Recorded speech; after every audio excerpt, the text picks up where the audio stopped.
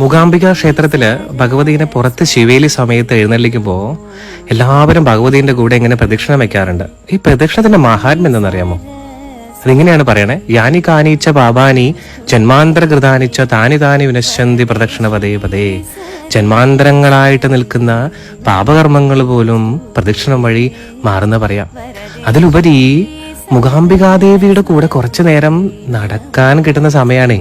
ആലോചിച്ച് നോക്കൂ, നാമം ജപിച്ച് ഭഗവതിയുടെ പാദപത്മത്തിൽ സങ്കല്പിച്ച് കുറച്ചു നേരം ഒന്ന് ലയിച്ച് നടക്കുമ്പോൾ ആനന്ദാനുഭൂതി ഉണ്ടാവുക. ഭഗവതി ആദിപരാശക്തിയായിട്ടുള്ള ശ്രീചക്രസ്വരൂപിണിയായിട്ടുള്ള ദേവിയാണ്. ഭഗവതിയിൽ അടങ്ങാത്ത ദേവതാ സങ്കല്പങ്ങളില്ല. നമ്മൾ ഈ മൂകാംബിക ക്ഷേത്രത്തിൽ വെറുതെ പോയി വരലല്ല ചെയ്യേണ്ടത്. ഇനിയുള്ള സമയത്തെങ്കിലും നിങ്ങൾ ഈ ക്ഷേത്രത്തിൽ ദർശനം നടത്തുമ്പോൾ ഭഗവതിൻ്റെ കൂടെ ഈ പ്രദക്ഷിണം വെക്കാൻ മറക്കരുത്. തീർച്ചയായിട്ടും അനുഭവങ്ങൾ ഉണ്ടാവും. രാവിലെയും ഉച്ചയ്ക്കും വൈകിട്ടൊക്കെ ഭഗവതി പുറത്തേക്ക് എഴുന്നള്ളും. ഭഗവതിയുടെ കൂടെ കുറച്ച് നേരം നടക്കാൻ ശ്രമിക്കുക. നന്ദി, നമസ്തേ.